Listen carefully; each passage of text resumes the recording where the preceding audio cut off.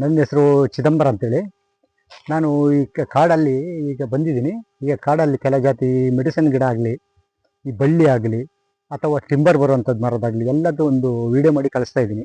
ಯಾಕಂದರೆ ಕೆಲ ಜನಕ್ಕೆ ಇಂಟ್ರೆಸ್ಟ್ ಇರುತ್ತೆ, ಗಿಡ ಬೆಳೆಸಬೇಕು, ಅದು ಯಾವುದಕ್ಕೆ ಬರುತ್ತೆ ಅಂತೇಳಿ ಅದನ್ನು ಕಂಡುಹಿಡಿಬೇಕು ಅಂತೇಳಿ ಎಲ್ಲರಿಗೂ ಮನಸ್ಸಿರುತ್ತೆ. ಹಾಗಾಗಿ ಈಗ ನಾನು ಶಾಲೆ ಮಕ್ಕಳಿಗೂ ಅದೇ ಥರ ಮಾಡ್ತಾ ಇದ್ದೀನಿ.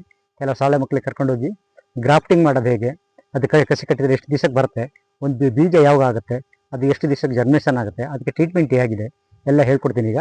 ಹಾಗಾಗಿ ಈಗ ನಾನು ಕಾಡಿ ಬಂದವನು ಇದೊಂದು ಬಟ್ಲೆ ಚಂದರ್ಕ ಮರ ಅಂತ ನಿಮಗೆ ಹೇಳ್ತಾ ಇದ್ದೀನಿ. ನೋಡಿ, ಇದೊಂದು ಬಟ್ಲೆ ಚಂದರ್ಕ ಮರ. ಇದರಲ್ಲಿ ಕಾಯಿ ಬಂದಿದೆ ನೋಡಿ, ತುಂಬ ಕಾಯಿ ಬಂದಿದೆ. ಈ ನೋಡಿ, ಇದು ಕಾಯಿ ಬಟ್ಲೆ ಚಂದರ್ಕ ಅಂತೇಳಿ. ಇದು ಯಾವುದಕ್ಕೂ ಮರ ಏನು ಇದು ಬರಲ್ಲ, ಬರೀ ದಪ್ಪ ಆಗುತ್ತೆ, ಹೈಟ್ ಆಗುತ್ತೆ ಅಷ್ಟೇ. ನೋಡಿ, ಇದು ಬೀಜ, ಈ ಕಪ್ಪಿರೋದು ಇದು ಬೀಜ, ಇದು ಕಪ್ಪಿರೋದು ಬೀಜ, ಇದು ಕಾಯಿ. ಹಾಗಾಗಿ ಈ ಕಾಯಿ ಇರೋದೇ ನಾವು ತೊಗೊಳ್ಳೋಣ. ನೋಡಿ, ಈ ಕಾಯಿ ಇರೋದು ಹೀಗೆ ಹೀಗೆ ತೆಗಿಬೇಕು. ಹೀಗೆ ತೆಗೆದ್ರೆ ಇದರಲ್ಲಿ ಒಂದು ಸೊನೆ ಬರುತ್ತೆ.